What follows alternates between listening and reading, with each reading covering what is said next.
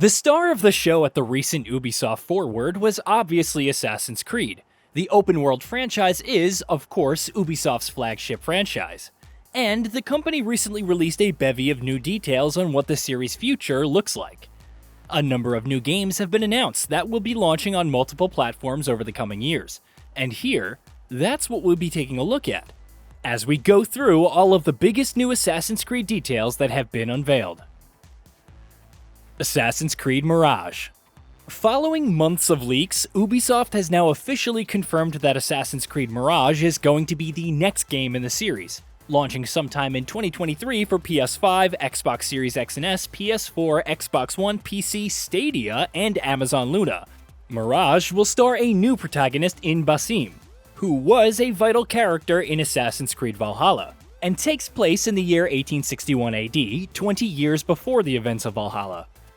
Ubisoft describes Mirage as shorter, more narrative-driven game than recent entries in the series, which ties in nicely with our next point. With Assassin's Creed Origins in 2017, the series dropped its older formula and turned into a massive open-world action RPG experience. But with Mirage, the pendulum is swinging back. Ubisoft is returning to its roots, which, as you might expect, is going to have a major impact on gameplay and how the game is structured. All the leveling up, skills unlocked, loot, and dialogue choices you've come to expect are gone. Instead of being an RPG, Assassin's Creed Mirage is going to be purely an action-adventure game. Stealth and parkour. With Mirage dropping the RPG framework of its immediate predecessors, the gameplay is going to revert to being much more focused on stealth and parkour, like older Assassin's Creed games. Set in a large-scale urban environment, more on that in a bit, the game will bring back the series' former focus on parkour, which means we can probably expect more interactions with the environment, more precise parkour mechanics, and more dynamic animations. Meanwhile, stealth is going to be more greatly emphasized, with Ubisoft promising the largest assortment of tools in any Assassin's Creed game to date, on top of visceral and quick assassinations. Players will also have access to Basim's Eagle, Enkidu, who takes to the skies, surveys the area, and tags enemies. Setting. While Assassin's Creed Origins, Odyssey, and Valhalla are massive open-world games spanning entire empires and vast stretches of land and water, Mirage is going back to the city-focused urban settings that the series was once known for. The game is set in Baghdad, which will be divided into 4 districts, from the industrial Koch to the lush gardens of the Round City. It also seems like Ubisoft is placing quite a bit of emphasis on making the city immersive and reactive. The game's website says NPCs in the open world will react to your every move, and that players will also discover surprising world events. Meanwhile, it also seems like Hidden One's bureaus will be scattered throughout Baghdad, where you'll be able to pick up contracts and find clues to help track down and assassinate your targets. Interestingly, Ubisoft has confirmed that Alamut, the Fortress of the Hidden Ones, will be featured as a location in the game as well. Characters and story. Basim is starring as Assassin's Creed Mirage's protagonist, but he's not going to be the man you remember from Valhalla. When the game kicks off, Basim will be 17 years old, living life as a street thief, and tortured by nightmarish visions. He is discovered and taken in by the Hidden Ones Order, who take him to the aforementioned Alamut and teach him their ways. In addition to Basim, another key character will be Roshan, a master assassin who takes him on as her apprentice.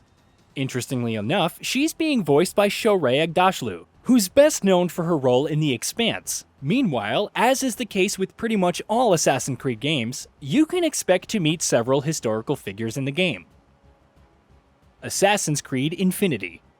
Assassin's Creed Mirage is going to be the series' next entry, but Ubisoft has also revealed what comes next.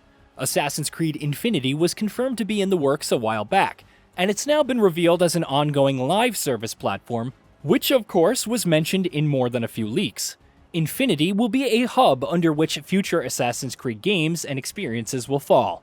A couple of those have also been unveiled, so let's move on to those. Codename Red.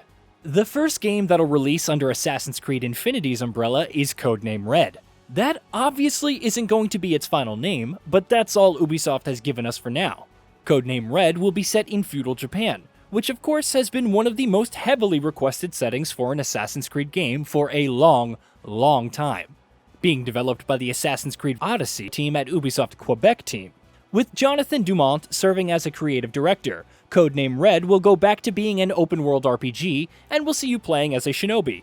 As for when it will launch, it's been suggested in an interview with VGC that it might not be out until 2025. That means Assassin's Creed is probably going to take the year off in 2024, unless we get expansions for Mirage, which hasn't been confirmed, but given the series' history is likely to happen. Codename HEXE. After Codename Red, the next Assassin's Creed game to be added to Infinity is going to be Codename HEXE. And this one sounds really interesting. Official details on the game are almost non-existent so far, but leaks have claimed that the game will be set in Central Europe in the 16th century, with a focus on witch trials and hunts. That's not been officially confirmed, but it certainly seems to align with dark, creepy, occult vibes of the game's brief teaser trailer. Codename HEXE is being developed by the Assassin's Creed Valhalla team at Ubisoft Montreal, with Clint Hocking, the director of Far Cry 2 and Watch Dogs Legion, serving as creative director.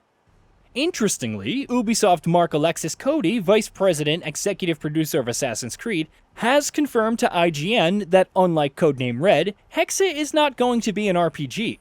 What genre it'll fall into remains to be seen, but it seems like Ubisoft intends to use the Infinity framework to try and deliver more unique and experimental Assassin's Creed experiences going forward. Multiplayer.